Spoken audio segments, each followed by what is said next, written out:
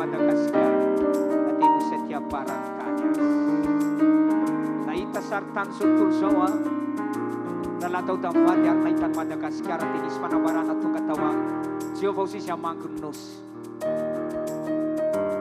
Artinya nyai kisreo nutarin panamas ng tungkat dito Madagasikara. Lima punto na lasay-say.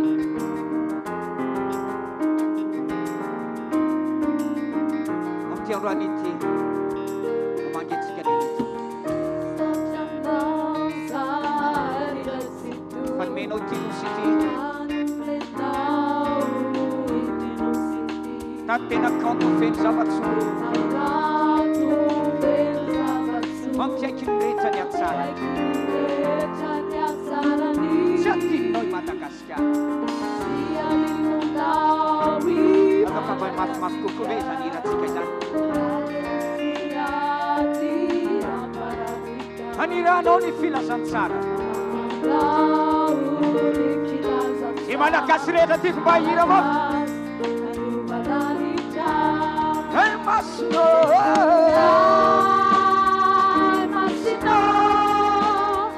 Si Janu Ni Tanari Hanay Masno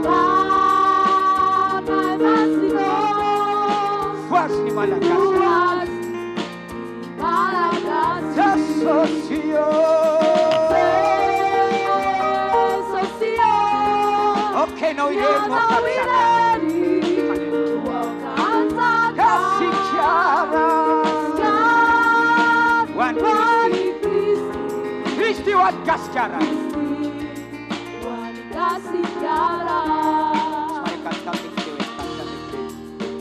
Mula sa'y napatan managkari ng palibantina si Bosanat Ifande pautana si Bukit Masakin mo na Jesosy Lay panam Putil niya pitsi ni Falo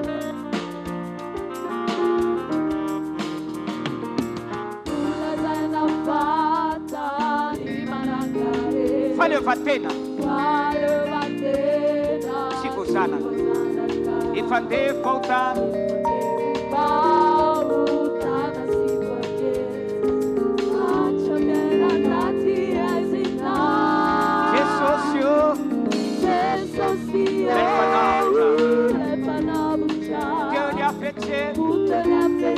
Si Falo O Kanzaka au ni Famarina Sinitanya ni Falemana Malakas na tamerabik Nay Masina Si John ni Tanay No itaranche ka Fanamasta Fuasi Malakasi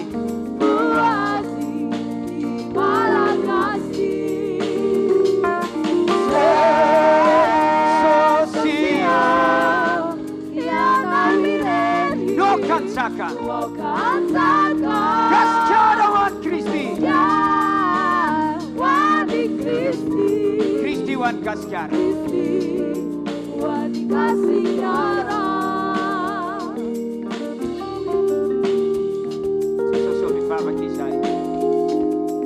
Kuano tamo kanino sa tanong Kaya napakan Madagasikara Kaya notok years 5 months Tuganin pipasapanan ni Puno naman ay kaya naunuan sa Ilpilasan Sara Kaumag Malagas Manetarsa Kuano tamo kanino sa tanong Kaya napakan Madagasikara Painon utuk is my fan Utukannya ni FIFA Safana Ifnu naman na kanonon saka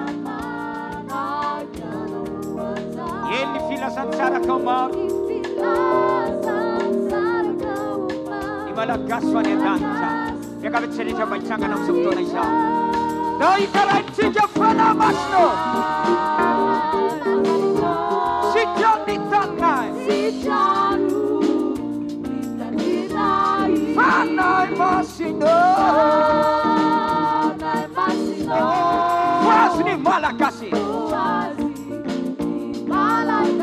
Akany feonao ianao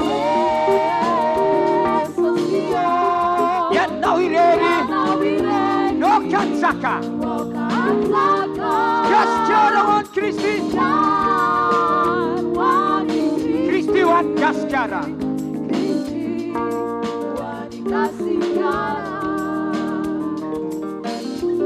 radio say natsonamena napageditsy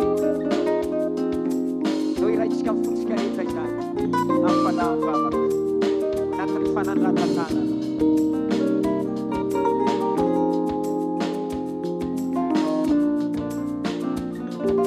radio say natsonamena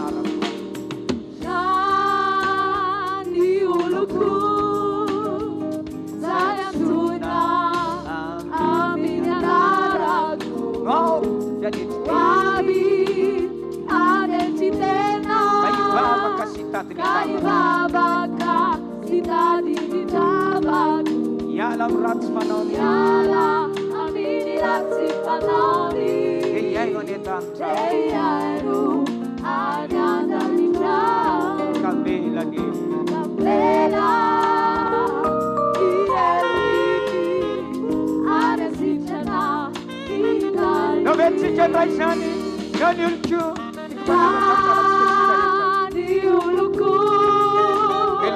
Saya sudah aminya naran wali ada citena dari babaka sitadi di tabaku Yala rats manoni. Yala amini rats manoni Eyairu aganda ni jam Kabela ni elni. Kabela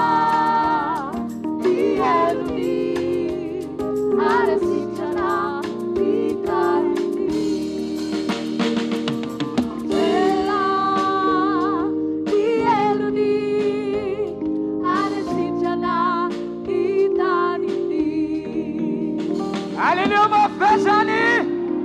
Sami mastera na chiki bunna tandimanta. Hallelujah.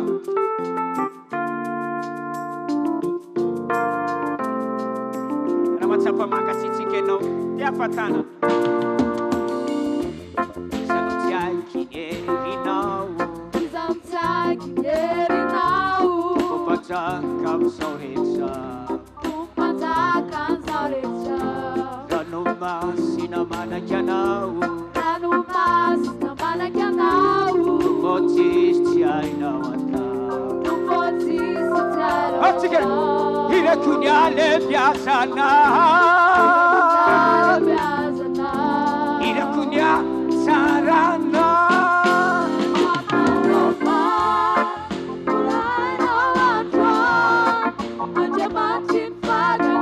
Maf nira tika.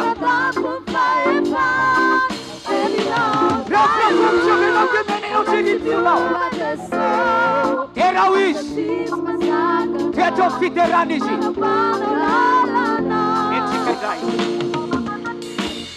Isaluchai kinerinau.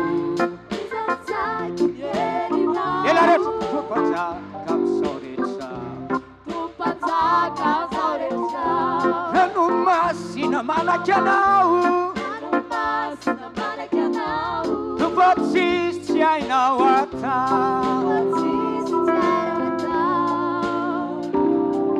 Maf murana maf kwe.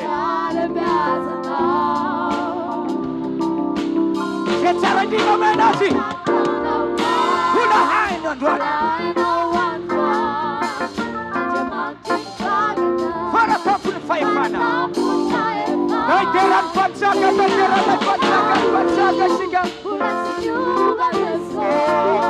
Ya satis masakana. Ya no pano lana. Faturana. Kapa kausani. Ya puna hulana. Kopana usani. Kino veneno francesco se no ansani. Anche a dualiti. Perawis terawisi.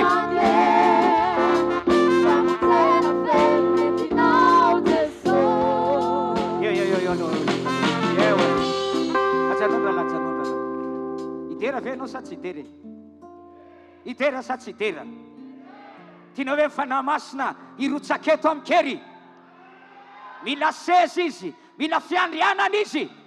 Izy ny fanahindray. Amena sa tsy amena? Halleluja! Jereo tsara leo akaikinao. Ao tsara ve sery io? Ao tsara ve rahalahy io? Voninandray fanahy masina ve mifahitanao azy? Voninan'Nompo ny tompo ve mifahitanao azy? Ohatra malahelo ely izy, kapokapo kely mihitsy ny sorony. Mahereza raha vavy hoe. Sao apiko aza misosoka lahelo? Apiko an'izay, zay ny ilainao. Mifalia mandrakariva ao amin'ny tompo. Mifalia mandrakariva ao amin'ny tompo. Mifalia mandrakariva ao amin'ny tompo. Eto izy sa tsy eto? Eto izy sa tsy eto? Ka inona ty tare motomototra itsenanao azy ty? Ka miramirana ianao. Mijery azy izy ireo. Mijery azy ireo ka miramira na tsy mangay ny tavany. Ianao tra mangay ay zany ianao.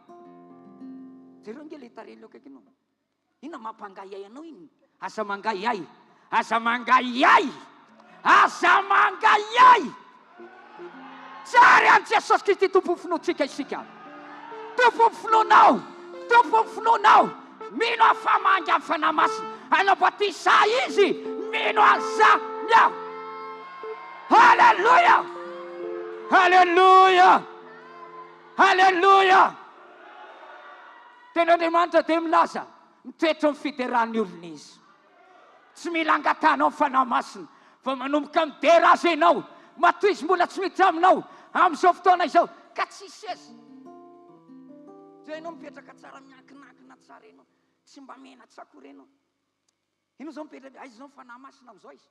Aiza zao fanahy masina. Aiza zao Jesosy. Aiza indray zao ny ametrahanao azy. Tsisy fiderana akory. Tena tanama. Ena ny tamaly. Esy. Tiako mba hanandratra azy tsika. Tiako mba hanandratra azy tsika. Tiako mba hanandratra azy tsika. Baiboly dia milaza.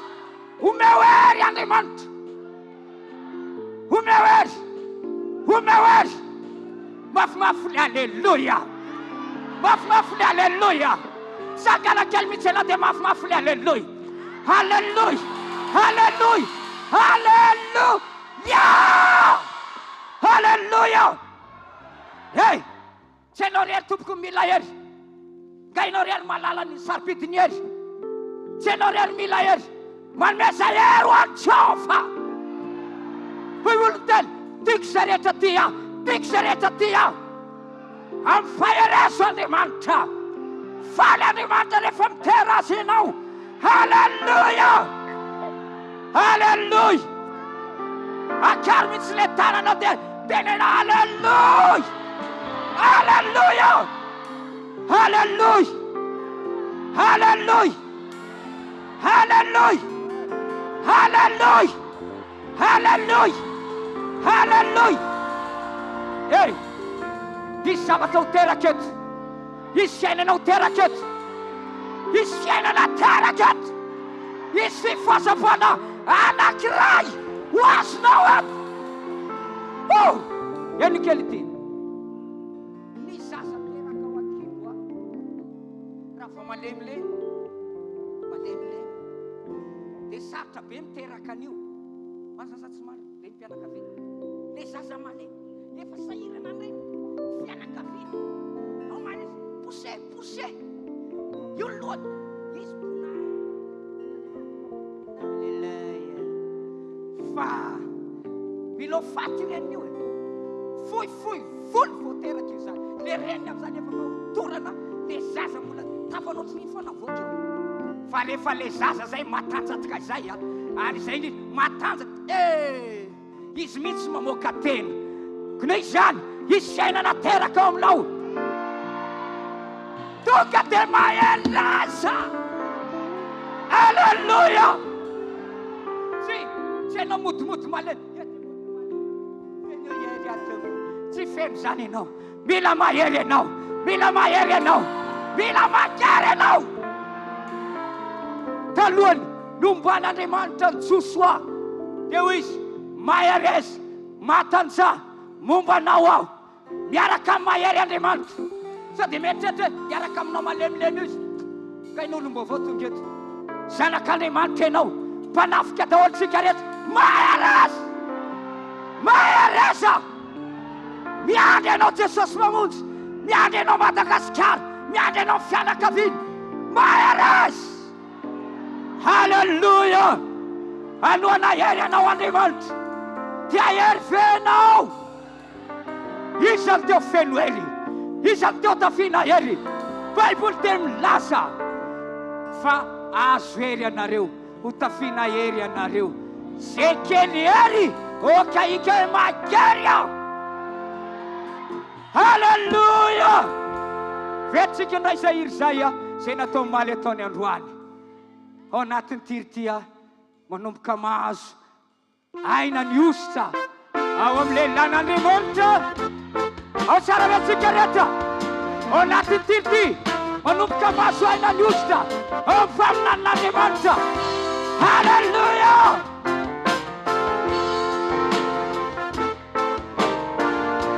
Salintiatanana ina mafy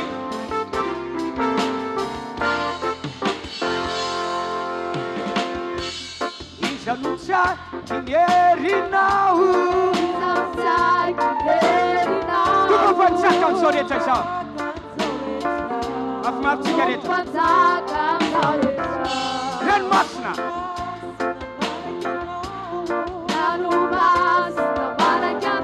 Toko tsy misy ainao atao.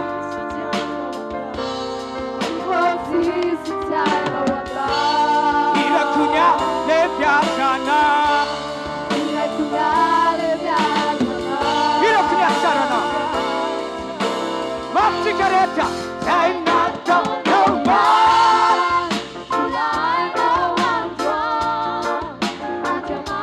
Tiako mafaly ianao. Mifaly. Herinao. Vola tsy miova Jesosy. Miasa tsisy masakana. Ianao mpanao lalana. Fatorana. Tapakao zany. Miavolaolana. Vaovanao zany. Miaretina. Sikanao zany Jesosy.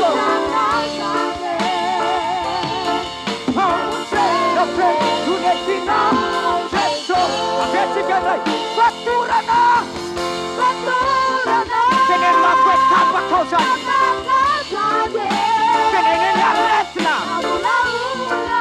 Vaovanao zany.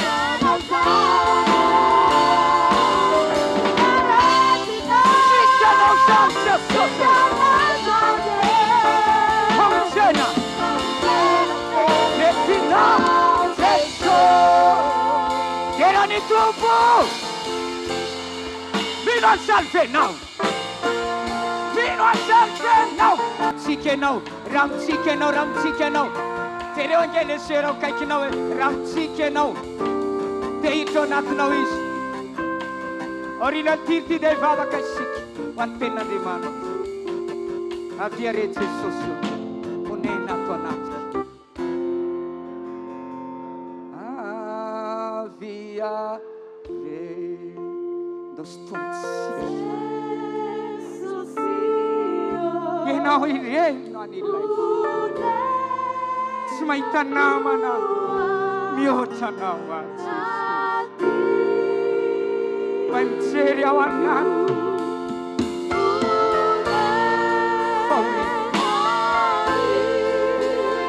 Tsy misy manana fitiavana toy izao ianao. Eo andreniko nafoy aho. Ianao manasanao aho Jesosy aho. Manasanao aho ty mananty mahita am-pona tsirairay avy. Avia. Io Jesosy miditra ao anatinao. Io Jesosy miditra ao anatinao. Asao izy. Asao am-ponona.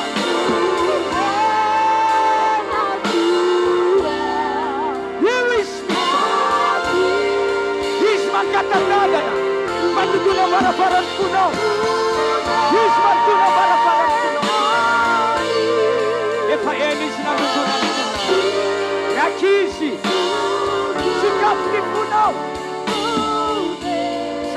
katany fony.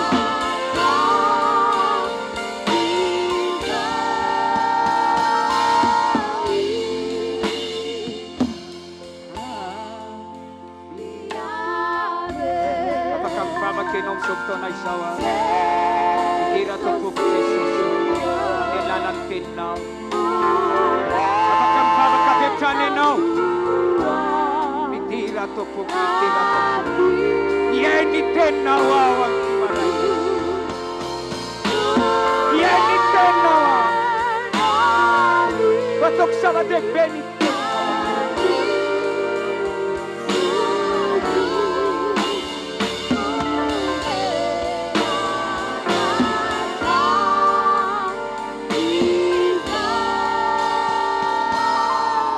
Mivavaka ao aza-pidinina intsony tananao ao anatinao Jesosy. Za mivavaka ny ankizy kely rehetra. Za mivavaka, za mierikerika, za mijery ny eo akaikinao. Manantena andray zava-dehibe avy amin'ny Tompo. Zay tsy mbola hita ny masonao na niditra tao anatinao. No ataony Tompo anao amin'ny tian'io ty raha tena tia azy ianao mangetaheta azy ianao. Za mivavaka amin'ny fony rehetra. Teneny eo anatreny Tompo. Iay ny teninao anio. Akatoy ny teninao anio. Tena iaino amin'ny foko rehetra ao anio. Eo tamo izay nataoko hatramin'izay. Sokafoko ny foko Jesosy. Iay ny teninao. Za mivavaka amin'ny fony rehetra.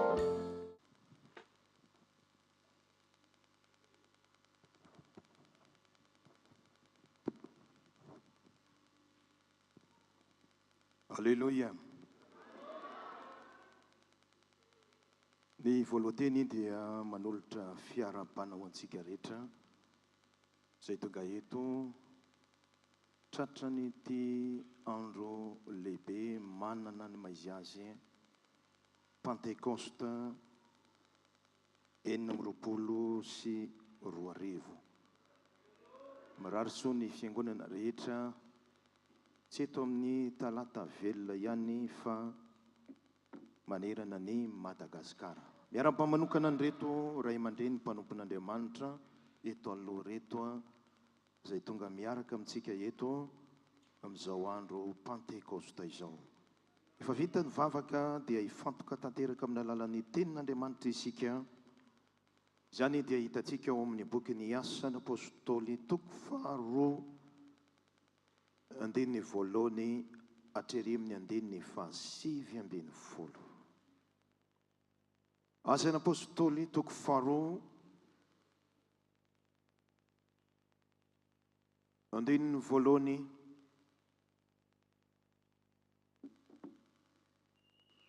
hatramin'ny andininy 5 satria Pentekosta ny andro dia iresaka momba ny fanahy masintsika androany. Asan'ny Apôstôly toko 2 andininy voalohany. Rehefa samy nahita isika dia ovakiko amin'ny anaran'i Jesosy. Ary non tonga ny andro Pentekosta dia teo amin'ny fitoerana izy rehetra. Ary nisy feo tonga tampoka avy tany an-danitra toy ny rivotra mahery, ny fofofo ka nanenika ilay trano niangonany. Nisy lela maro mitarenafo niseho taminy, izay nizarazara ary nipetraka tamin'izy rehetra isan'olona izany. Ary samy feno fanahy masina izy rehetra, ka dia niteny tamin'ny fiteny maro samihafa araka nampitenenany fanahy masina azy. Nisy Jiosy mpivavaka tsara nitoetra tany Jerosalema, avy tany amin'ny firenena samihafa rehetra ambany lanitra. Ary noho ny reny izany feo izany, dia niangona ny olona maro very hevitra, ka samy nare azy ireo niteny tamin'ny fiteny avy izy rehetra. Dia talaonjona sady gaga izy rehetra ka nanao hoe, indreo tsy Galiliana va ireo lehilahy miteny ireo? Ka hoana no andrenisantsika ny fitenitsika avy izay nahabeantsika dia partiniana, mediana, elamita ary ny mponina ny Mesopotami, Sijody, Kapadoki, Ponto, Asie, Frigie, Pamfili sy Egypta sy ny tany lehibe izay manodidina ny Kirena, ny vahiny avy any Roma, ny Jiosy, ny Proselita. Kretanina Arabo, koa ahoana no andrenesantsika ireo fitenin'ny firenentsika avy ny asa lehibe izay ataon'Andriamanitra. Dia talanjona izy rehetra ka nianahana sady niresaka hoe ahoana ny tokony hevitra izany. Ny fanisasany ny ome ka nanao hoe leo divay mamy ireo. Fa nitsangana Petera sy ny 12 dia nanandratra ny feony izy ka nanao hoe ry lehilahy Jiosy sy izay rehetra monina eto Jerosalema, aoko fantatrareo izao ka ino ny teniko. Tsy mahamaraka ny hevitrareo tsy akory ireo, fa vahoara fahatelo ihany zao ny andro.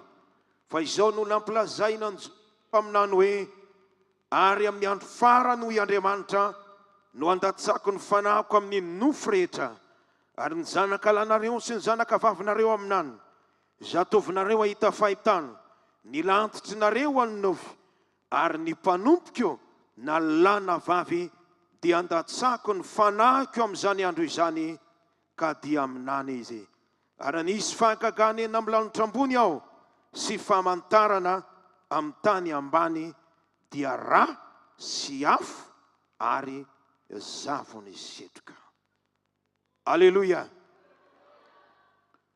Mahita vaninandro lehibe anankiray eto amin'ny asan'ny apôstôly toko 2 manomboka amin'ny 9 hatramin'ny 7. Vanim-potoana lehibe tokoa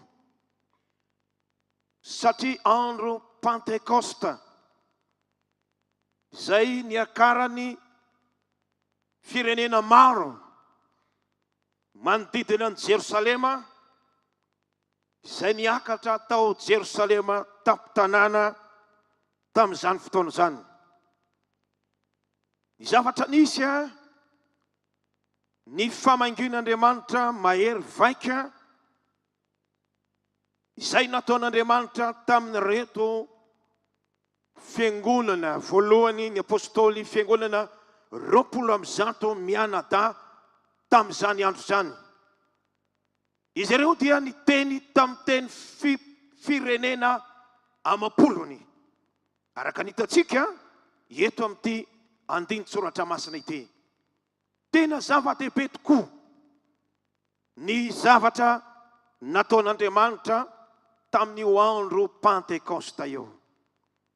Tsara ny alalatsika fa ny andro Pentekosta dia efa voasoratra trany amin'ny testamenta taloha.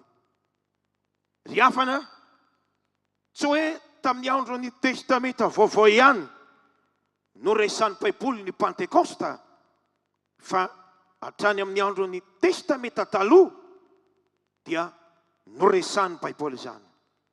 Ny Pentekosta dia andro 50 taorian'ny ny andro fankalazana ny andro firavoravoana ny amin'ny Pasika.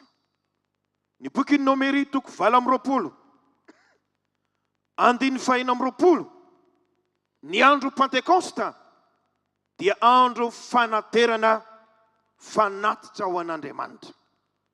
Ny boky ny Exodus 4:30, andiny 2:20, ny andro Pentekosta, andro izay fisehoan'ireo lehilahy tsy misy kilema eo anatrehan'Andriamanitra. Levitikos toko 3:20, andiny 2:20, ny andro Pentekosta dia andro fitondrana fanatitra toy ny voalombokatra ho atao fanatitra aevaeva eo anatrehan'Andriamanitra, fomba fanao tao amin'ny testamenta taloha izany. Koa azakakitsika ny apôstôly tsy nitondra vokatry ny tany ho atao fanatitra aevaeva, ho fanatitra ho an'Andriamanitra tamin'ny andro Pentekosta. Ny tenany no noentiny, no tenany natolony. Asan'apôstôly toko voalohany, 2:4 nanao fanatitra tokoa izy ireo.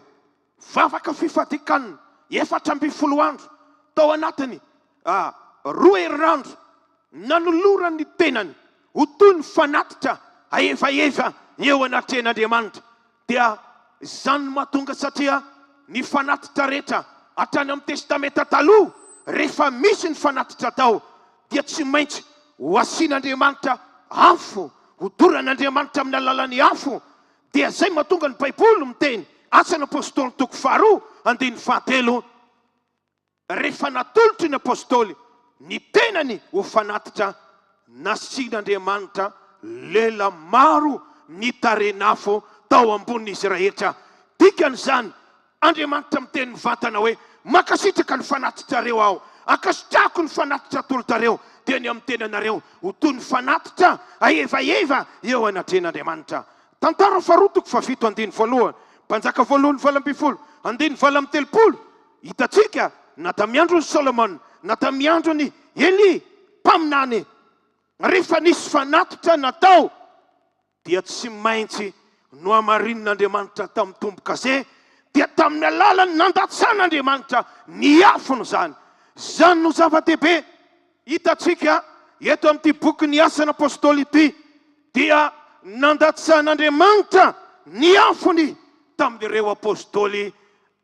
Dia raina ny tompony amin'izany niaraka tamin'ny fiangonana 20 mianata. Tonga ankehitriny ny andro Pentekosta 4 mijery Andriamanitra, mitazan'Andriamanitra manerana an'izao tontolo izao. Fiangonana rehetra, iza reny vehivavy, iza reny lehilahy, iza reny kristianina, mba nolotra ihany koa ny tenany ho an'Andriamanitra tahaka ny nataon'ny apôstôly. Mahita ve Andriamanitra, mahita ve Andriamanitra lehilahy, vehivavy zay anolotra ny tenany ho toy ny fanatitra evaeva eo anatren'Andriamanitra amin'izao Pentekosta izao. Misy an'izany vehivavy zany ve tonga eto, misy an'izany lehilahy zany ve tonga eto. Androany dia ho ataon'Andriamanitra ho anao ny fanahy masina androany. Ry havana malala, alahady anankiroa tokoa no alahady izay nanana ny maizy azy tao amin'ny Baibolitsika. Ny alahady nitsanganan'i Jesosy tamin'ny maty dia alahady lehibe, alahady tsy hay adonona. Ny alahady izay nirotsahany fanahy masina voalohany tamin'ny apôstôly, alahady tsy hay adonona ihany koa. Maniry izay mpalompon'Andriamanitra rehetra mba ho alahady miavaka ho anao ty alahady ity, ho alahady tsy hainao adonona ty alahady Pentekosta 4 ity, satria amangy anao Andriamanitra, hanorotoro ny fonao Jesosy, hiasa amin'ny fiainanao Andriamanitra. Ary misy olona eto mbola tsy niteny tamin'ny teny tsy fantatra, fa androany izy ampitenen'Andriamanitra amin'ny teny tsy fantatra. Misy olona tonga eto mety vesarany alahelo, vesarany fahoriana, miala tanatokantranonao, diso fanantenana, fa androany ho asindany fanahy masina zany alahelonao zany. Manomboka androany dia ampifalanao Andriamanitra, ampifalanao Andriamanitra, anasitrany alahelonao Andriamanitra. Dia isy fifaliana tsy hay lazaina ho ataon'Andriamanitra amin'ny fiainanao androany. Tsy nahitana tsiky mihitsy ianao, volana maro, andro maro nanjombola nitavanao, fa oriny ty toroteny ity, Andriamanitra hiasa aminao, fanahy masina hiasa aminao. Itsika amin'izay ianao, ifaly amin'izay ianao, satria nandray fanahy masina. Misy olona tonga eto hosotran'Andriamanitra ao anatin'ny toroteny. Misy olona tonga eto atsapa hery izay mbola tsy tsapana hatramin'izay, satria amangy azy Andriamanitra, amangy azy ny fanahy masina. Hidina eto ny fanahy masina, hiasa amin'ny sekolalady, hiasa amin'ny tanora, hiasa amin'ny vehivavy lehibe, hiasa amin'ny lehilahy lehibe. Tsikaratra, tsikaratra, Cigarette, cigarette, cigarette. Sitrakai ny fahatongavanao fanahy masina eto talata velona. Ry fanahy masinao sitrakai. Oh, alleluia. Ndiny voalohany dia mitohy amin'ny fanambarantsika.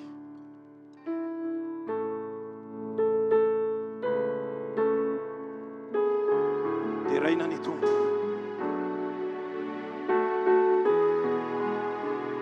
Vala amin'ny dimampolo sy efatsato. Ndiny voalohany ihany. Ry fanahy masino sitra ny fahatongavanao eto talata velona. Ray ny famindram-po sy fahasoavana. Rasinao ihany any.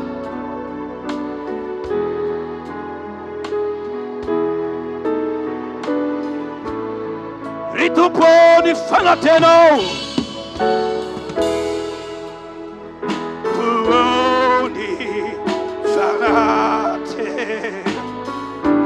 Masuna yer fafau erifa ufa rifanai basino sita nifa.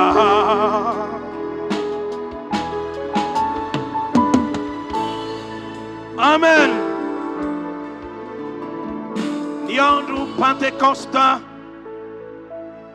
dia fahatsiarovana ny latsany fanahy masina voalohany teo amin'ny apôstôly.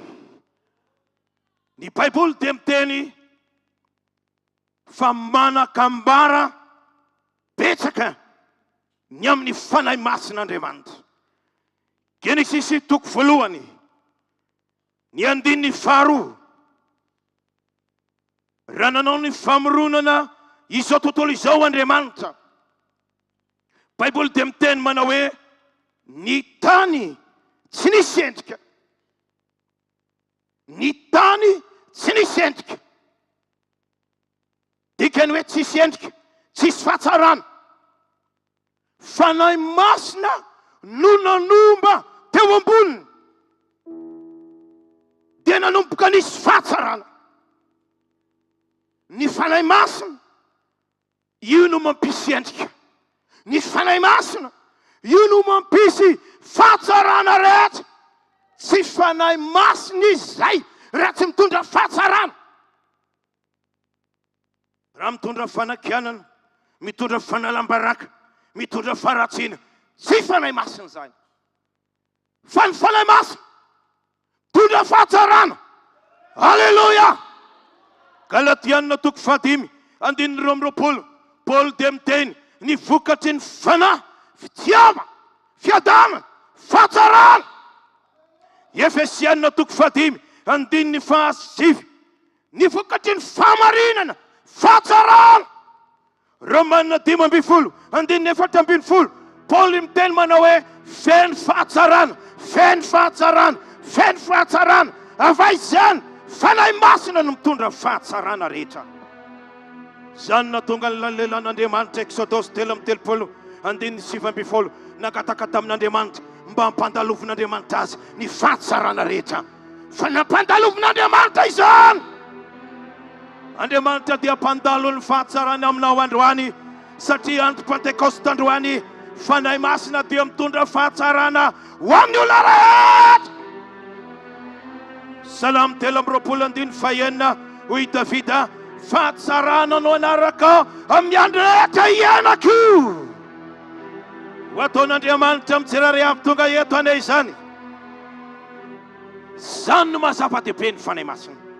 Genesis toko voalohany amin'ny andininy faharoa. Ny tany dia faona. Faona. Dikany hoe faona tsisy ninninona. Dikany hoe faona tsy misy na inona na inona. fa ny fanahy masina nanomba teo ambony nanala ny fahafoanana rehetra, ny fanahy ny fahafoanana rehetra zay tsy nampanjary ny fiainanao, tsy nampanjary ny fivelomanao, tsy nampanjary ny tokantranonao. Foana ny fanahy masina izany amin'ity andro Pentekosta ity, satria izany no asan'ny fanahy masina. Foana ny tany tsisy ninninina, fa rehefa teo ny fanahy masina dia namboary ny fanahy masina izany. Alleluia.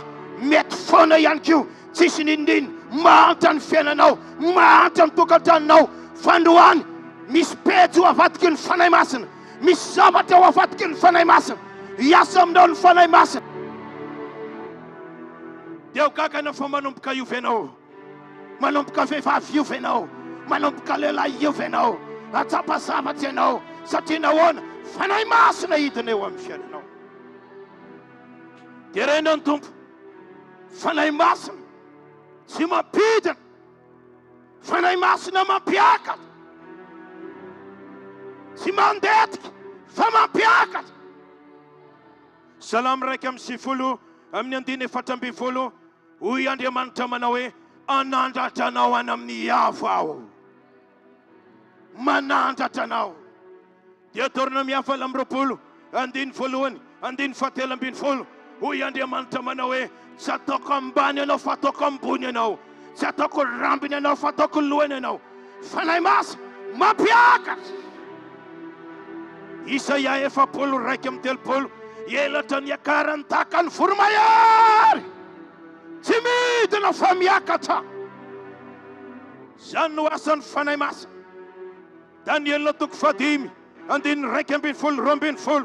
Daniel 5:1-2, nampiavaka Daniel. Daniel dia nanana fanahy ambony, fanahy ambony, fanahy tao aminy. Alleluia. Hebreo 7:1-20, natao avo, tsy natao ambany, tsy natao irefarefa amin'ny tany. Ny olona manana ny fanahy masina, natao avo izy. Joba 5:7, kely ny andohanao, ho lehibe indrindra ny hafaranao, ho lehibe indrindra ny hafaranao. Satria ny fanahy masina zay resinao amin'ity Pentekosta ity, ampiakatra anao, ampiakatra anao. Hoy Andriamanitra amin'ny Isaia 8:2, ny kely ho ataon'Andriamanitra ho tonga arivo, ny malemy ataon'Andriamanitra tonga firenena mahery. Dia zasionao zany, zany no asan'ny fanahy masina. Alleluia, alleluia, alleluia, alleluia. Mampakatra izy, tsy mampita. Fanahy masina raha raisinao izany, rira lasana bavy, ampakatra anao any amin'ny avo. Hiakatra ny ara-pananao, hiakatra ihany koa ny fivelomanao, hiakatra momba anao rehetra manontolo. Devoly dia niezaka nampidina anao sy nanitsakitsaka anao, fa ny fanahy masina androany ampiakatra anao, ampiakatra anao, ampiakatra anao, ampiakatra anao. Filazantsara ny Jaona 1:7-20, fanahy masina. Izao ny tenenin'ny Baiboly manao hoe fanao izy ny mahavelona. Fanahy masina mamelona izy, tsy mamono izy, izy no mamelona. Mba tadidinao ireo karazana taolana be dia be naseho amin'ny Ezekela. Hoy Andriamanitra taminy manao hoe jereo izy ireo, oh, azo velomina ve? Tompo ianao no mahafantatra. Hoy Andriamanitra, azo velomina reo taolanareo. Izao mamina niny amin'ny rivotra, antsono fanahy masina. Satria raha namorona zao tontolo izao ny olombelona Andriamanitra, Genesis 1:9-20, no fofony fofonaina, fofonaina mahavelona ny vovorona, tonga fanamanana izy. O Jesosy, firazantsarany Jaona toko roapolo andiny roa amby roapolo nanisy fofonaina tao amin'izy ary teniteny manao hoe raiso ny fanahy masina fanalo mamel halleluja dia rehefa naminany ilay mpanompon'Andriamanitra namitaolana be dia be maty mba ho velomina indray tonga ny rivotra tandindo ny fanahy masina mamelona ny tsotsoka ny taolana rehetra ary dia ho an'Andriamanitra ny voninahitra fa velona izy ireo velona izy ireo fanany fahafatesana rehetra nandositra fanany fahafatesana rehetra hiala eto amin'ity Jesosy Mamonjy talata velona ity hodidina amin'ny anaran'i Jesosy hiala eto fanany fahafatesana rehetra didina eto ny fahavelomana androany ny sela maty rehetra ho velona sela maty noho ny kansera velona izy amin'ny anaran'i Jesosy ny nera tsy miasa tsara maso tsy mahita tsara mahita amin'izay amin'ny anaran'i Jesosy sofina tsy nandre rehetra mandreresa amin'ny anaran'i Jesosy ny kisto fibrom ny aretina rehetra any amin'ny faritra tsy hita maso didiny amin'ny anaran'i Jesosy eto ny fanahy masina fanany mamel fanany mamel fanany mamel fanany mamel tsofinerana ho amin'ny fahavelomana anareo tsofinerana amin'ny fahavelomana anareo tsofinerana amin'ny fahavelomana anareo satria tia ny Pentekosta feno fanatren'Andriamanitra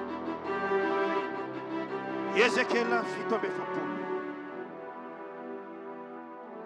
ahoana hoy Andriamanitra tena misy ny fanany fahafatesana fa ny fanahy masina mamely izy Ezekela 7:7 andiny ny fahenina fafito favalo fasivy amin'ny anaran'i Jesosy dia hoy izy tamiko ry zanak'olona efa hitanaova izany dia nitondra ny verina hoe namoro ny ony izy ary noho ny verinao indro nisy azo petsaka teny namoro ny ony dia teny andaniny rao dia hoy izy tamiko ity rano ity dia nivoaka nakany amin'ny tany atsinanana dia nidina avy any amin'ny tany ay ka niditra eo amin'ny ranomasina ary rehefa tonga eo an-dranomasina izy dia sitrana ny rano ary ny zava-manan'aina rehetra sesena na aiza alehan'ny ony tondraka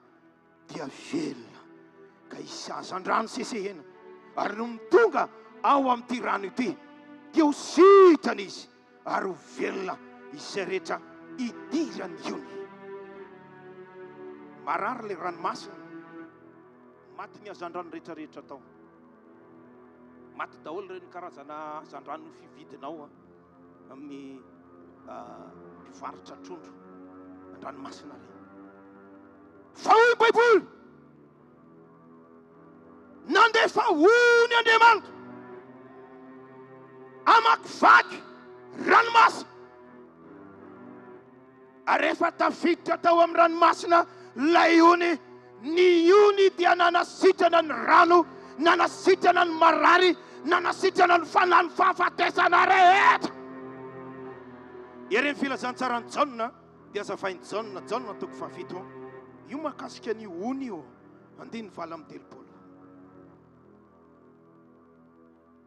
amin'ny anaran'i Jesosy izay mino aho dia isy ony ny rano velona mibibika avy eo an-kibony araka ny voalazan'ny soratra amin'ny masina ary ny fanahy izay efa ho raisiny mino azy no nolazainy tamin'izany fanahy masina io ony io alleluia dia ampandalovina ao anatin'ny ranomasina amin'izao andro Pentekosta zao ampandalovina aton'ny fanahy masina ampandalovina aton'ny fanahy masina enareo ary afara ary ampandalovina ny aminareny fanahy masina dia izay karazana fahafatesana rehetra hiala dia mbarana amin'ny anaran'i Jesosy fa ho sitrana amin'izay ianao amin'ny anaran'i Jesosy noho izany raso ny fanahy masina androany. Volinandray azy fetsika zavate. Firy ny volinandray azy androany. Zamba anisany raso ny fanahy masina androany. Raso ny hony androany. Tondra hery vaovao. Tondra fanasitanana ho anao. Tondra fiadanana ho anao. Tondra fiainana ho anao. Tondra fahafahana ho anao. Ary dia ambaranay fa ho lavaka anao amin'ny anaran'i Jesosy. Lioka toko voalohany ny fanahy masina amin'ny andinidimy amin'ny telopolo. Io no fototry ny fahakakana. Fanahy masina io no mpamorona fahakakana. Majery tsara fa Jesosy tsy nanomboka mihitsy ny asa fanompoana. Telopolo taona taloha Jesosy niaraka tsotra fotsiny tamin'ny mpianatra. Tena mpianatra tsotra. Fa taoriny telopolo taona Jesosy Kristy. Lioka toko faefatra andiny voalohany. Natao batisa izy. Feno ny fanahy masina izy.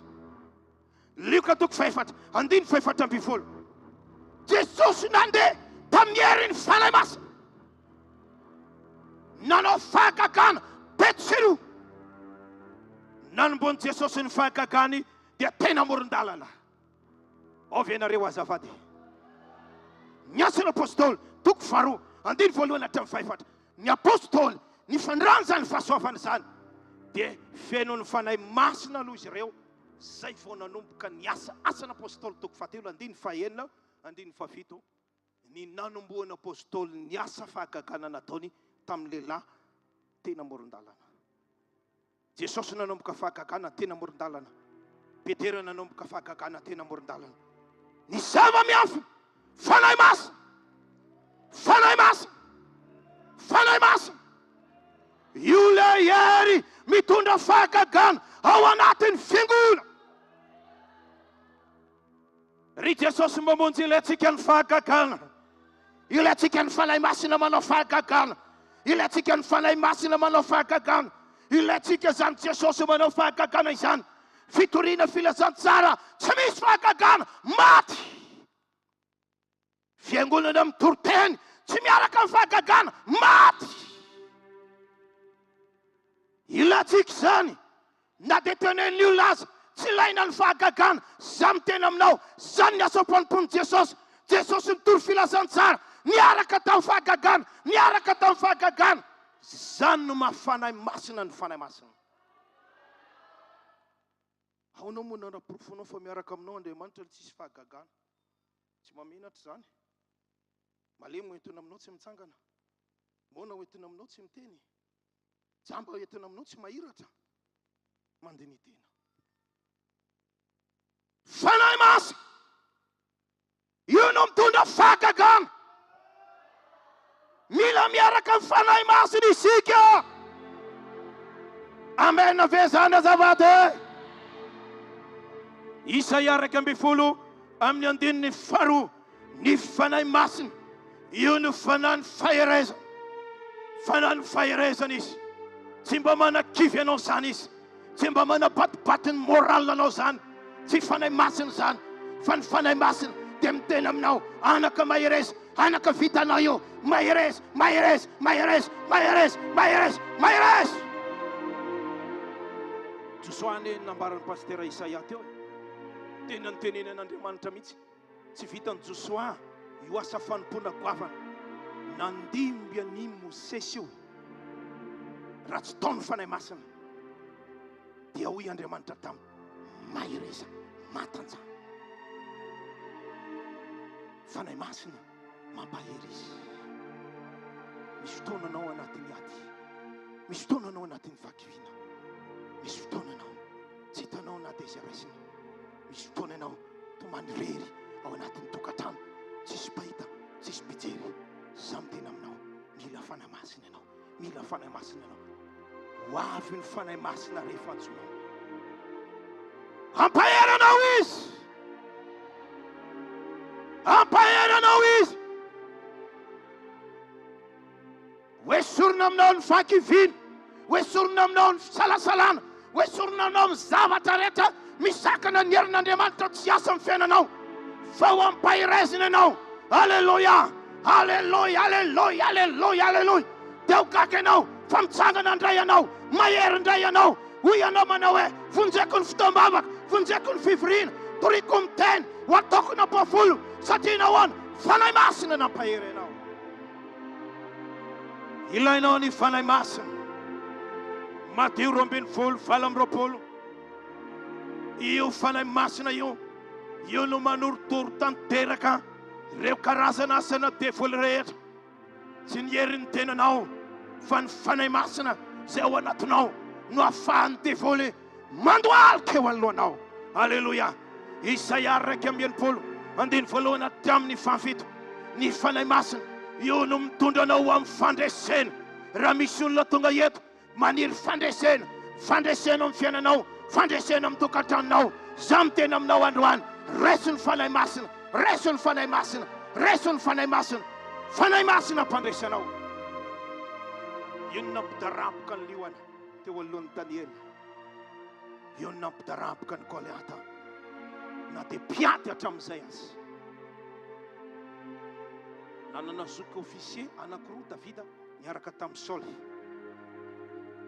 zaho miteny aminao tsy samy fanehitra tamin'ny Goliata fa Davida mpanombo kely mpiandriondry mena volo tsinontsinona fa Davida nanana osotro ny fanahy masina tao anatiny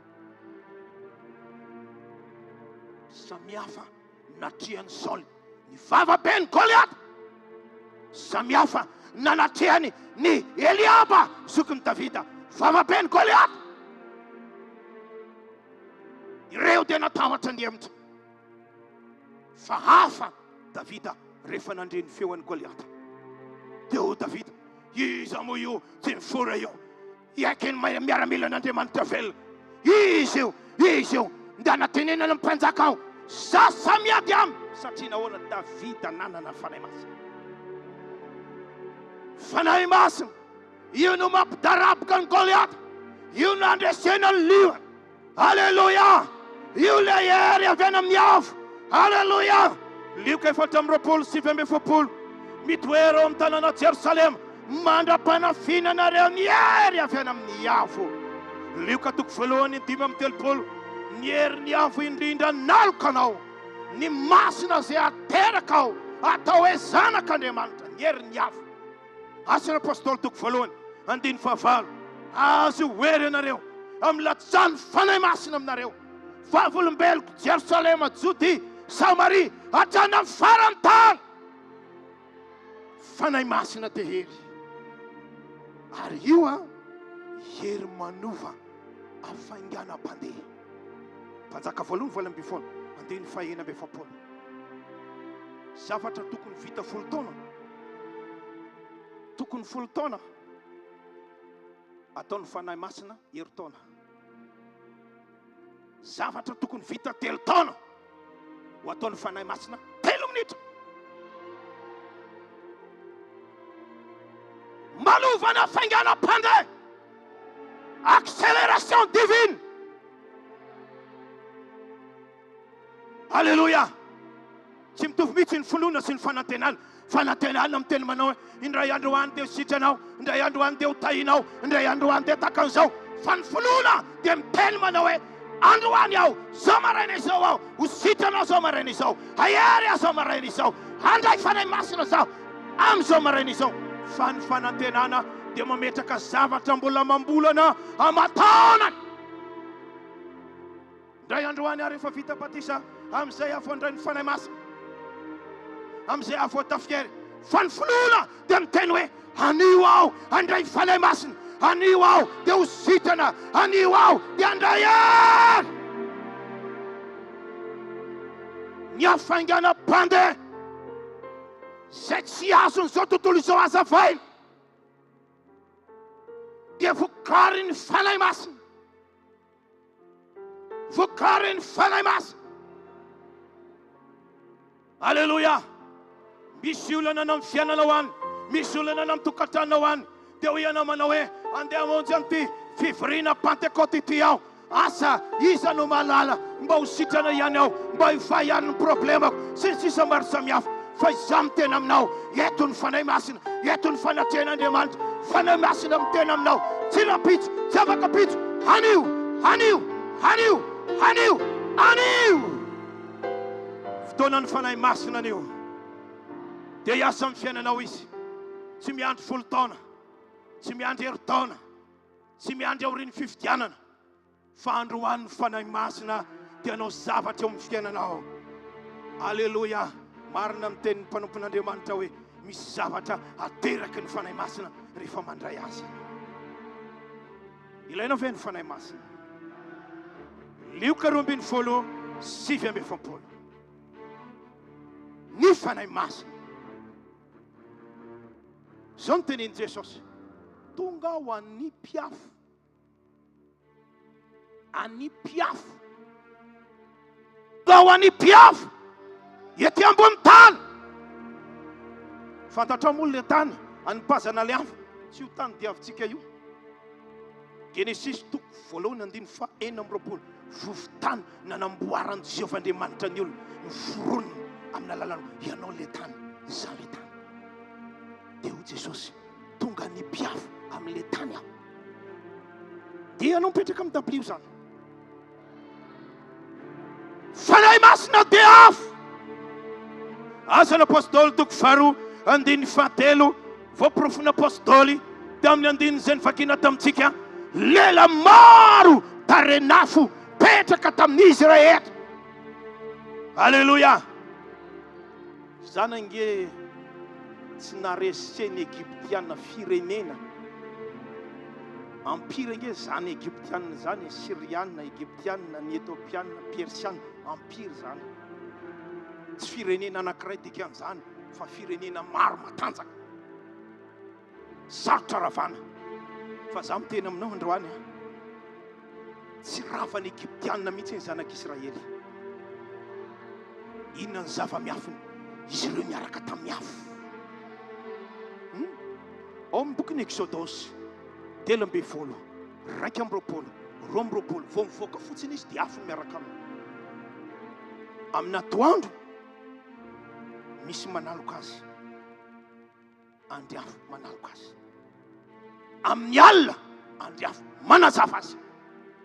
Dikan'izany tontolo mpiainany mihitsy miaraka tamin'ny afo. Alleluia. Everinao azy ravana zany, olona manana afo zany, tsy voaravanao zany, tsy voaravo zany.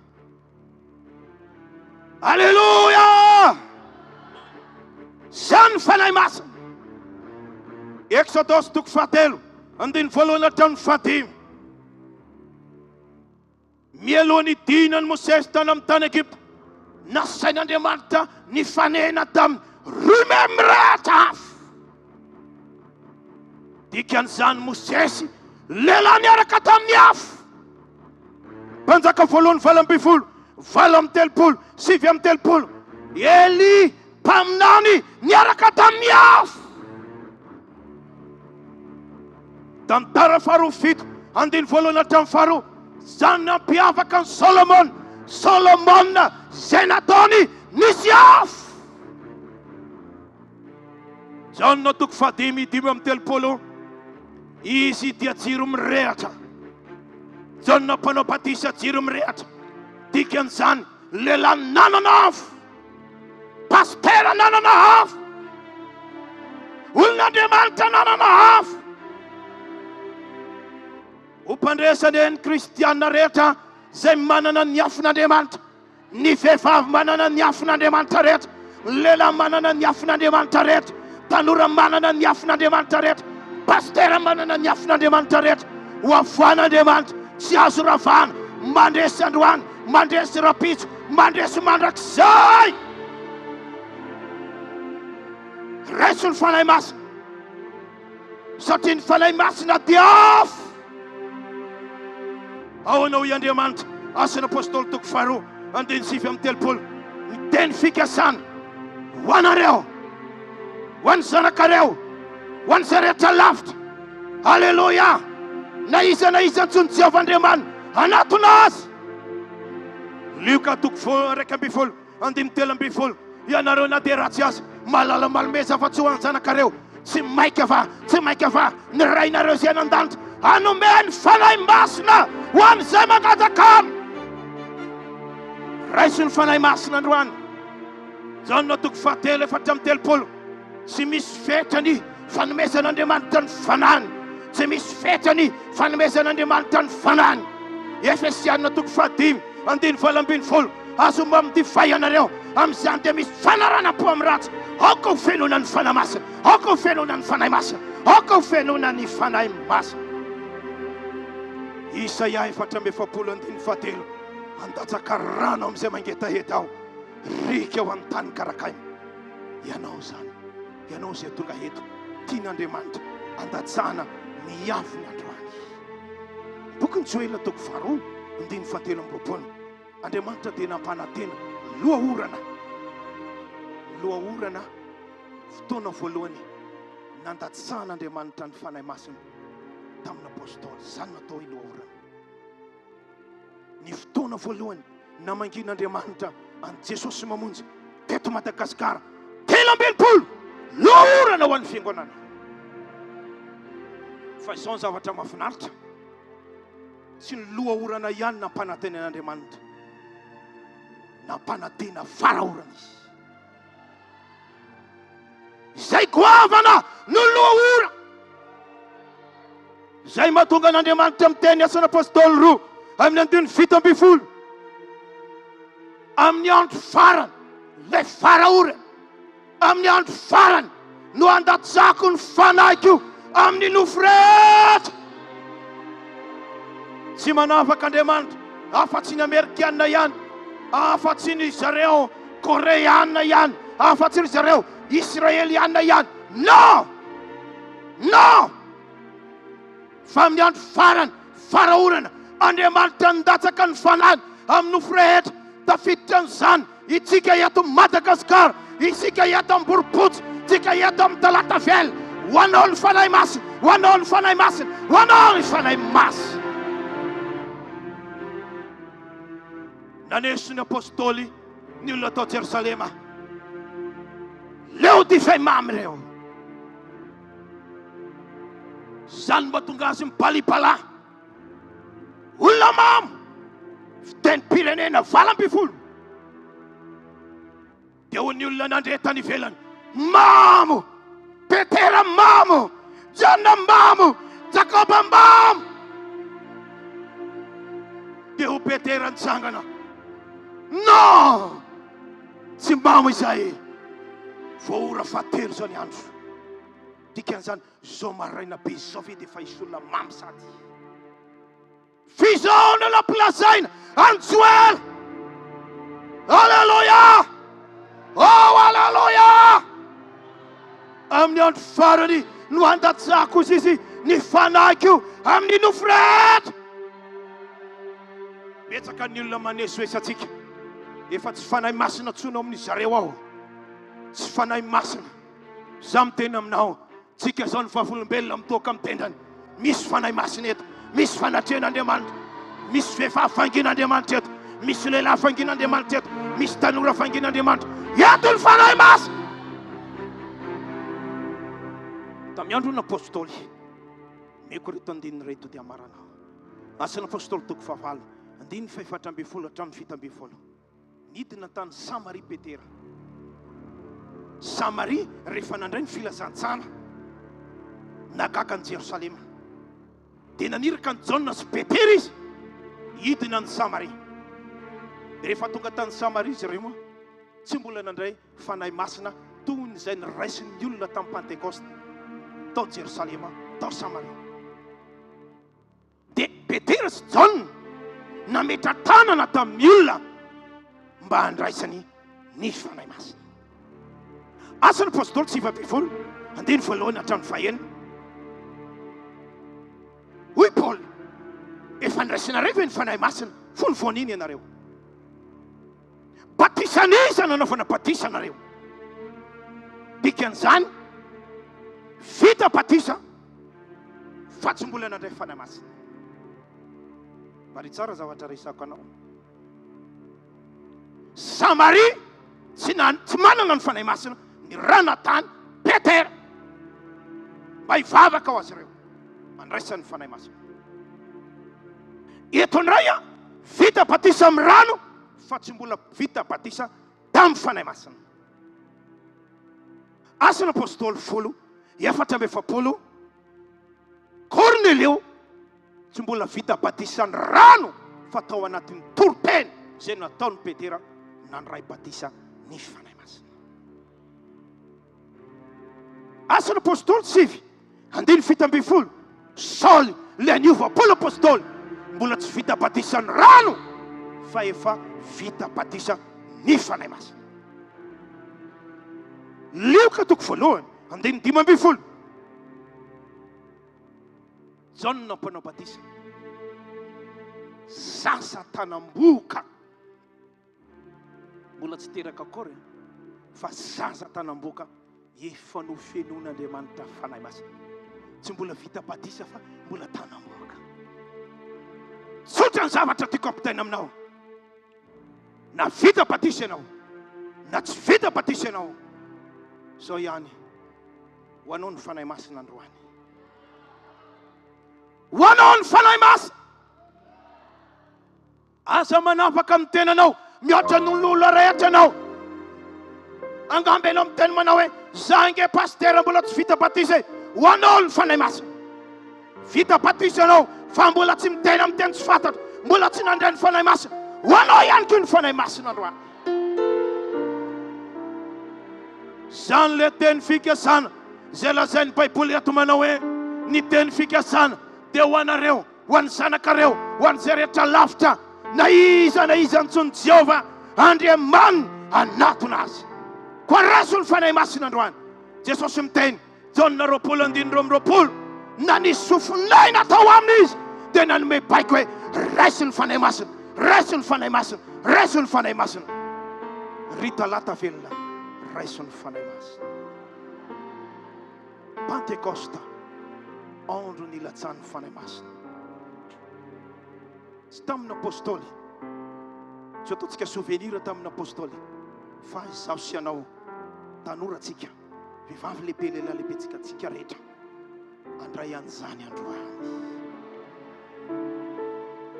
Misy vahiny manan-kaja te hivahina ao anatinao androany. Ny anarana atao hoe fanahy masina. Izy le fanany fampiononana, izy le fanany fahirezana, izy le fanany hery. Aza velan-dalo ity Pentekosta 2024 ity. Tenena mihitsy ianao tondrono tenanao hoe fanahy masonao ity le vehivavy mila anao, ity le lehilahy mila anao. Miangavy aho androany.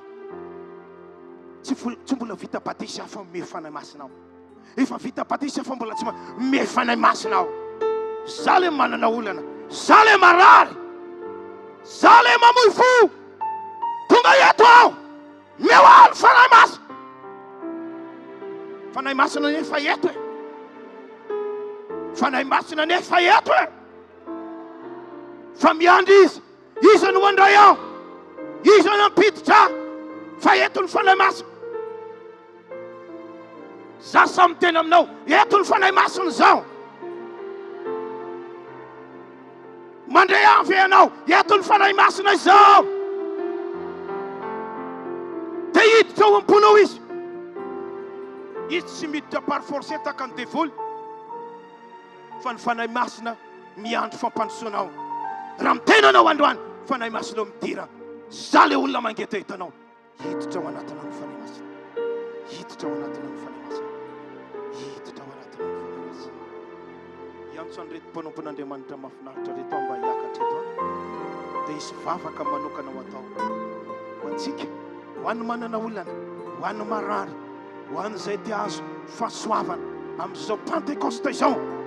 Araraoty tianio ity dia tena mitenena mihitsy ianao hoe fanahy masinao raisiko ianao androany. Manatsara la pastera miakara ty meko amin'ny pastera Isaia. Pastera Isaia miakatra.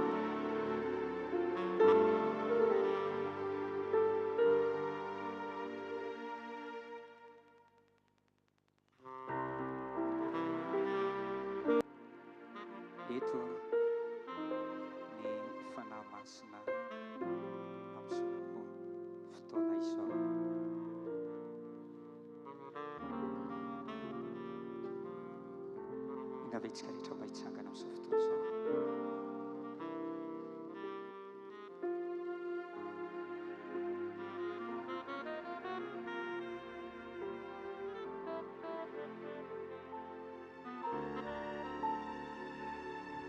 Tsy manantena nandray ianao fa tokony hanana finoana andray izany. Sao raisina finoana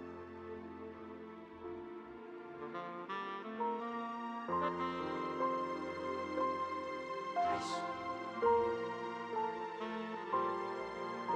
kaiky izay manao fototo sy makorakoraka andriamanitra raiso ny antsara.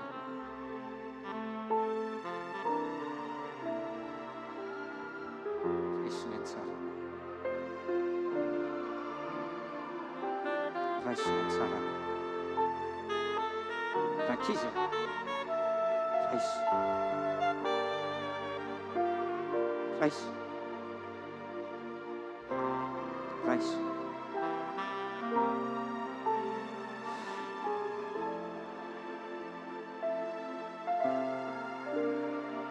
raiso ny antsara tenena mifanao azy.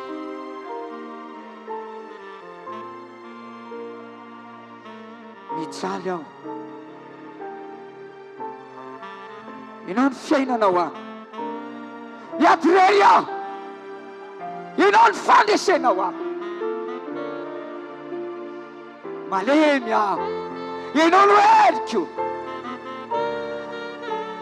tsy mahita iatsapazana ianao ny fanahy maso amikitranao aho.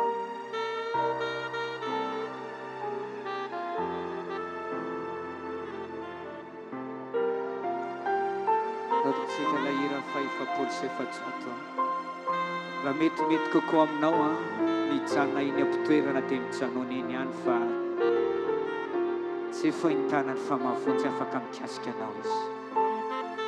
Raha nantona eto anoloana mety kokoa aminao dia afaka manantona ianao, minoa ianao fa mifeno androany. Ataontsika izany hira izany hira fahefapolo sy efajato fanahy masonao miteny ao anatin'izany hira izany dia mandraisy ianao, mandraisy raisiko ianao fanahy masonao, raisiko ianao fanahy masonao, raisiko ianao fanahy masonao. Ataontsika izany hira izany nainganareo mpihira mba hanao an'izany hira izany. Mety aminao ny mandroso, itika ianao mba handroso eto anoloana, andray ny anjaranao.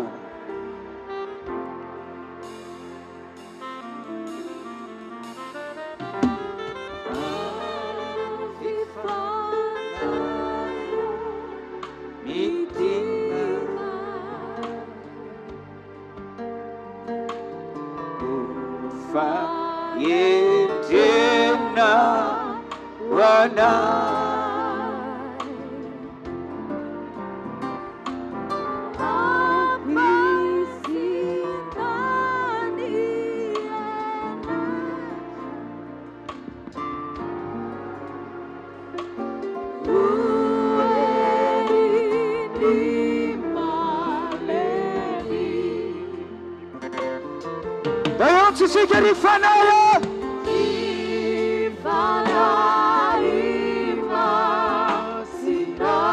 kamineny antoeraneny milala tsara ianao sandrato raiso ny fananao masina raiso ny fananao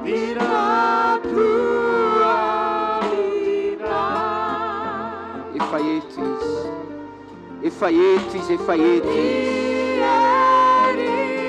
Zavadijarina mijery eo akaikinao, aza sahirana mijery eo akaikinao, aza sahirana aza mandeha amin'ny fahitany. Raiso ampinoana, raiso ampinoana, raiso ampinoana. Tira ato anatiko ianao le ilaiko anasitrana, ianao le ilaiko anova. Fanahy masonao, fanahy masonao, ianao ny alfa la tenako,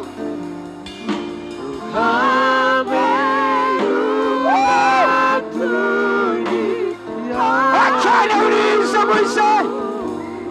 Eno le telfena. Eno le bella di matti. Eno l'idino nell'espanamas. Eno l'idino. Eno Jesosy. Bifanano Jesosy.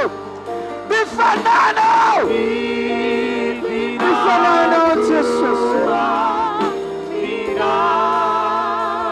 Il est là devant ton manquetana. Veramos la nilaina.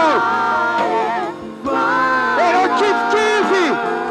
My mind of veramos la nilaina. Jesosy. Ero ratsfu. Veramos la nilaina. Jesosy.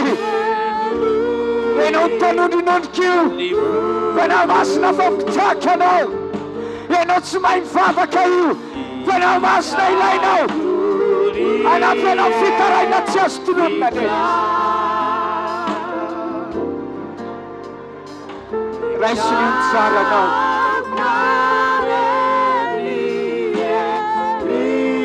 Raisinin sara no. Raisinin sara no. Raisinin sara no. Abdun masnuf no. Azam yerker kemser. Yat kekino. Samim Bavaka. Vavane kisho kai Bavaka. Hada se kafana kom no freto. Yakis. Yakis. Yakis. Sakulelati. Samim Bavaka. Nada kisho se no.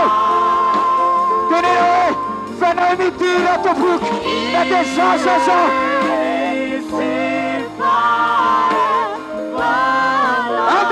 Fala com no frente. Satu flat. Ritanura sasala. Ritanura sasabatugaet. Raisnya zarano. Jesosy. Almen fanana no. Anda zekel fanako. Le la leve favleve. Ni atstare. Na de la atstare. Ma per forza se non ti caetu. Fortun favalando malteno. Rais fanamas. Rais. Tenero rais que no. Noi tenitsica. Rais que no fanamas. Rais que no fanamas.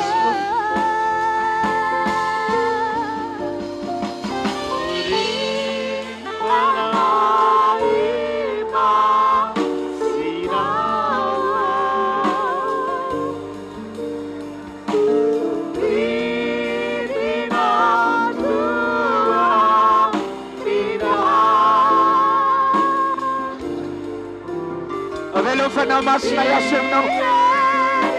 Afaka manum kanten. Amten sfantateno. Asamatata. Yo bafano. Ano faisa na no Jesus. Manbu. De Jesus ano faisa na no. Ano faisa na no. Ano faisa na no. Itel aften sfantat. Natumpo. Fano isai. Tigenanum kanana tanfeno. Manbum tenina maf. Ariun yenat. Efam rutsakan fanamas. Efam meet no not now. Rise of noon. Minu. Safa matara zonara kasamin. Amedatan na mararisi. He 10 of 10 mulai. Hallelujah.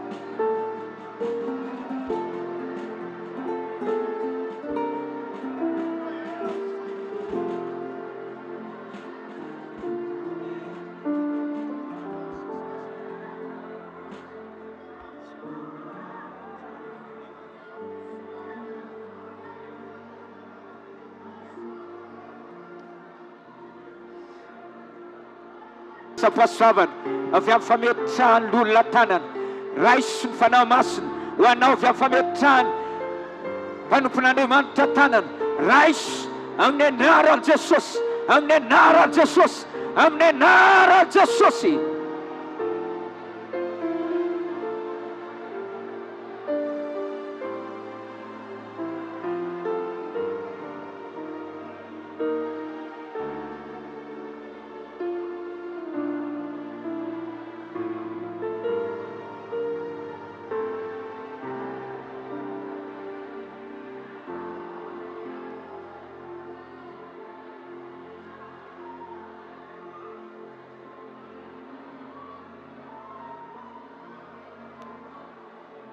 Manao izay nandray fametrahan-tanana dia miangavy anao mba azo toerana mba hampalalaka ny toerana ety anoloana.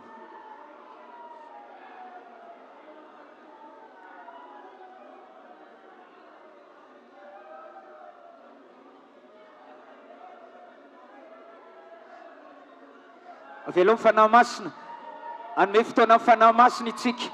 Anome fotoana amin'ny fanahy masina tsika. Aleo izy asa.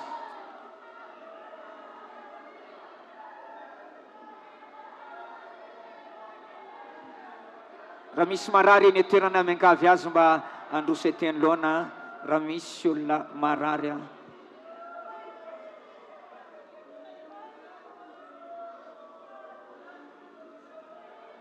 Ito hivavaka hatranytsika ity koa ny zava-maneno mba ho tendrenareo hatrany.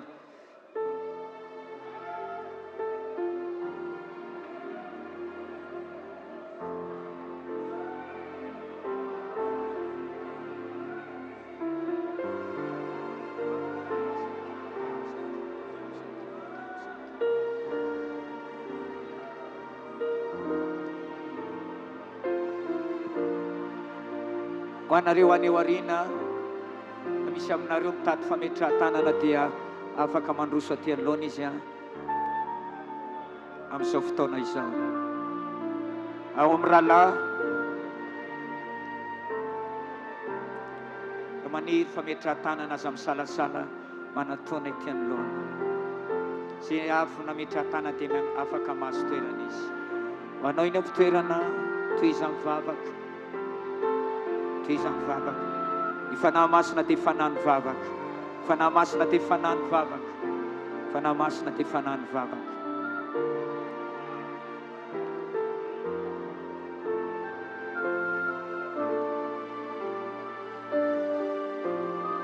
Magatana mba Israela,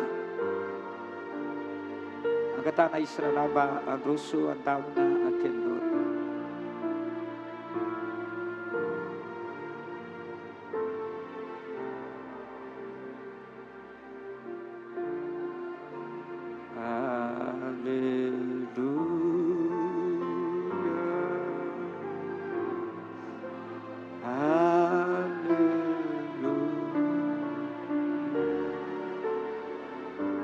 Maso fametrahan-tanana dia avadika reo mankariariana ry mbala avikely lalapitao makany. Ny avy ato dia mihodina manao izay makany. Alleluia,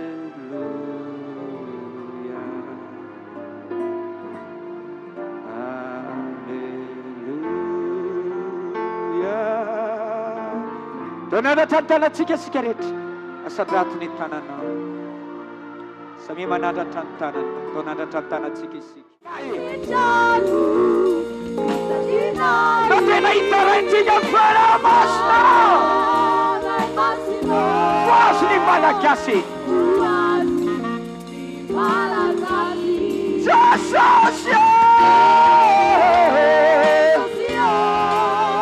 ianao ireno akanjaka gasikara any Kristy.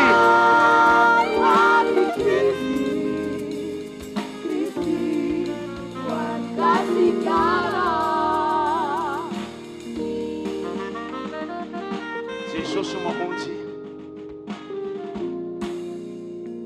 tatono naizako ny vavaka. Jesosy Mamonjy, tato nahaizako ny toroteny. Jesosy Mamonjy, tato nahaizako ny fadianina. Tatonaiza kunanao ampafolo sy fanatitra. Atampoko Jesosy Mamonjy. Ndrisy Jesosy Mamonjy. Marary Jesosy Mamonjy. Fanamaro ny voatosika amin'ny elo. Pastera maro, evangelista maro, sekola ra-baiboly maro, maratra. Mila vavaka Jesosy Mamonjy. Ity Pentekosta ity, fanahy masina ne, anisy tomboka se, ny vavaka se atao eto. Manonona fiadanana ho an'i Jesosy Mamonjy. Manerana ny Madagasikara aho. Ho tahinana Jesosy Mamonjy. Tahinana ny pasteur, manerana ny Madagasikara, ny evangeliste, sekola ra-baiboly, mpitoro-teny, mpinratso. Ho asiany fanahy masina tomboka sehane, ty vavaka Pentekosta, 2020 sy 2020 ity. Iasa amin'ny Jesosy Mamonjy ane, Andriamanitra, ary Andriamanitra ametraka mpitarika araka sitrapolo amin'ny fifidianana eto amin'ny Jesosy Mamonjy. Tononona iamena izany amin'ny anaran'i Jesosy, satria afaka rovolana ifidy mpitarika vaovao fiangonana Jesosy Mamonjy. Vavaka ho an'i Jesosy Mamonjy tsika, asandrato manondro ny lanitra ny tananao. Ty tsika Jesosy Mamonjy, ndao tsika hivavaka. Oh, alleluia. Tompo, misotranao aho fa tonga Jesosy Mamonjy aho. Misotranao aho noho ny fitahinao.